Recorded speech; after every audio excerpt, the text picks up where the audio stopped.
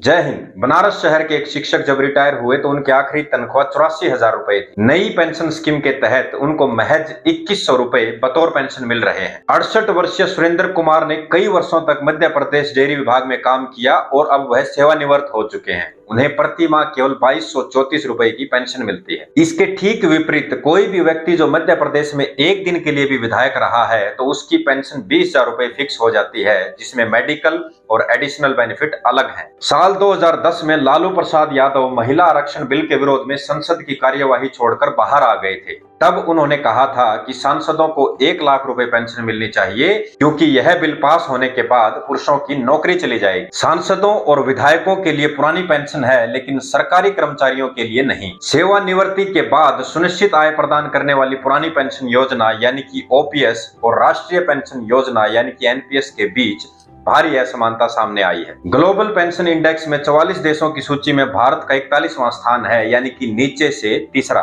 NPS को साल 2004 में अटल बिहारी वाजपेयी की सरकार ने लागू किया था। 2004 से पहले नौकरी करने वालों को पुरानी स्कीम का फायदा अभी भी मिलता है। पुरानी पेंशन योजना वाजपेयी सरकार में लागू की गई, लेकिन इसे जमीन पर उतारा गया पूर्व प्रधानमंत्री मनमोहन सिंह की कांग्रेस की सरकार में। पश्चिम बंगाल भारत का अकेला ऐसा राज्य है जिसने एनपीएस कभी लागू ही नहीं किया। एनपीएस नाम का ये लॉलीपॉप जब सरकारी कर्मचारियों को दिया गया था तब ऐसे सपने दिखाए गए कि ये पेंशन मार्केट से लिंक्ड है, और जब लॉन्ग टर्म में मार्केट के रिकॉर्ड्स देखते हैं तो वो अच्छे ही होते हैं। हो सकता है पेंशन 50% से भी ज्यादा मिले, लेकिन जब कर्मचारी रिटायर होने के बाद एनपीएस के अंडर 1200, 1500 और 2000 रुपए की पेंशन मिलनी शुरू हुई तो कर्मचारियों के पैरों तले की जमीन खिसक गई। सभी कर्मचारियों को ओपीएस और एनपीएस के बीच मुख्य अंतर पता होना चाहिए। पुरानी पेंशन स्कीम में सैलरी से कटौती नहीं होती है।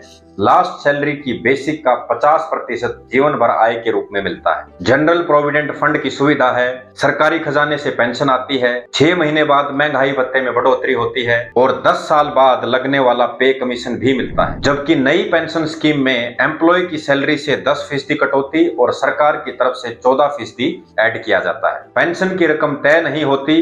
जनरल प्रोविडेंट फंड की सुविधा नहीं है। एनपीएस शेयर बाजार पर निर्भर करता है और 6 महीने बाद महंगाई भत्ते में बढ़ोतरी का कोई प्रावधान नहीं है। इसके अलावा पे कमीशन का भी कोई लेना देना नहीं है। रिटायरमेंट पर 60% टोटल पैसा मिलेगा, 40% एन्युइटी के तौर पर, जो कि टैक्सेबल है। पहले तो ये भी आया था कि अगर कर्मचारी की डेथ हो जाती है तो उसकी स्पाउस को 50% ही मिलेगा। यानी कि हम कह सकते हैं कि रिटायरमेंट प्रोसेस में बहुत ज्यादा क्लैरिटी नहीं है। सरकार का पक्ष, सरकार का मानना है कि 25 से 30% गवर्नमेंट रेवेन्यू पेंशन पे आउट पर खर्च होता है। पेंशन के लिए कोई विशेष कोष नहीं है और बुजुर्गों को पैसा यंग जनरेशन के टैक्स से मिल रहा है, जो कि बिल्कुल गलत है। ओल्ड पेंशन की वजह से 1990 से 2000 के बीच केंद्र का बिल 58 गुना और राज्य का बिल 125 गुना बढ़ चुका है। आरबीआई ने वार्निंग दी है कि ओपीएस से फाइनेंशियल रिस्क बढ़ेगा। इकोनॉमिस्ट और एक्सपर्ट्स का मानना है कि ओपीएस सरकार का रेवेन्यू का बहुत बड़ा पार्ट खा जाता है। ये पैसा सरकार किसी और डेवलपमेंट के काम में लगा सकती है। एनपीएस बहुत अच्छी है। हमने इसमें सुधार करने के लिए कमेटी का गठन कर दिया है। सुधार के बाद एनपीएस में 40 से 45% की गारंटी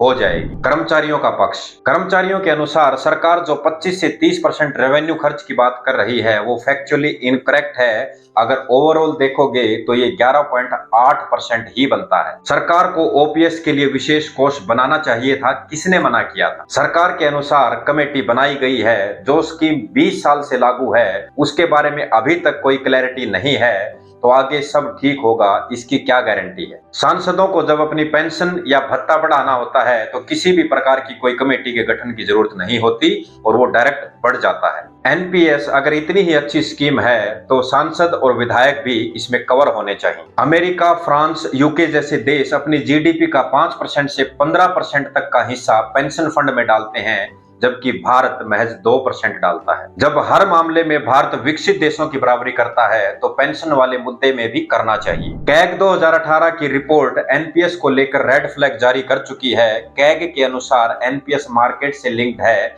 इसमें खतरा हो सकता है। आरबीआई ने 50 विलफुल डिफॉल्टर्स के 68,000 करोड़ माफ कर दिए, जिसमें मेहुल चोकसी जैसे लोग भी शामिल हैं। पिछले 5 वित्त वर्ष में 10 लाख करोड़ रुपए का बैंक लोन पट्टे खाते में डाला गया है। इसके अलावा अमीरों का वेल्थ टैक्स भी कम कर दिया गया है। चुनावी रेवड़ी के लिए फंड है, अमीरों की कर्जा माफी के लिए फंड है, लेकिन कर्मचारियों की पेंशन के लिए फंड नहीं है। पूंजीपतियों के हजारों करोड़ रुपए माफ कर दिए जाते हैं, लेकिन 30 से 35 साल की सर्विस देने के बाद भी कर्मचारियों की पेंशन की कोई सिक्योरिटी नहीं है। अगर हम भारतीय सेना की बात करते हैं तो भारतीय सेना के लिए ओपीएस है और ये बहुत ही अच्छी बात है और हमें भारतीय सेना पर गर्व भी है, लेकिन पैरामिलिट्री फोर्सेज के लिए ओपीएस नहीं है। आर्मी से भी धीरे धीरे फेज वाइज पेंशन खत्म हो जाएगी, क्योंकि एंट्री लेवल के लिए अग्निवीर रिक्रूटमेंट शुरू हो चुकी है। आने वाले समय में ओपीएस को लेकर देश भर में व्यापक आंदोलन हो सकता है। पुरानी पेंशन बहाली को लेकर देश का शिक्षक सबसे ज्यादा जागरूक नजर आ रहा है। बाकी विभाग के सरकारी कर्मचारियों को भी साथ आना पड़ेगा। हिमाचल प्रदेश में सरकारी कर्मचारियों ने अपने बलबूते पर राज्य सरकार बदल दी थी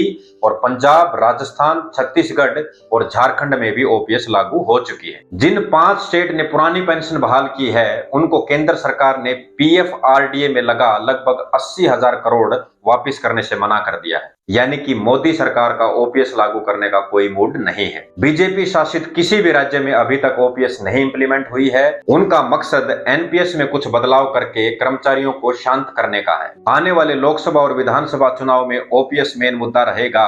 अब ये तय आपको करना है कि आपको एनपीएस के बदलाव चाहिए या संपूर्ण पुरानी पेंशन की बहाली। किसी भी अर्थशास्त्री या विद्वान में ये हिम्मत नहीं है जो सांसदों की पेंशन बंद करने की बात करे। सभी सरकारी कर्मचारियों के पीछे पड़े रहते हैं। मेरी तरफ से भी कर्मचारियों को एक संदेश है कि अभी नहीं तो कभी नहीं, और एक कर्मचारी होने के नाते आपका फर्ज बनता है कि वीडियो को ज्यादा से ज्यादा शेयर करें, ताकि सभी विभाग के सरकारी कर्मचारियों को एनपीएस के साइड इफेक्ट्स का पता लग सके। वीडियो इन्फॉर्मेटिव लगा हो तो चैनल को सब्सक्राइब करना ना भूलें। आपका सब्सक्रिप्शन मेरे लिए मोटिवेशनल होता है। जय हिंद।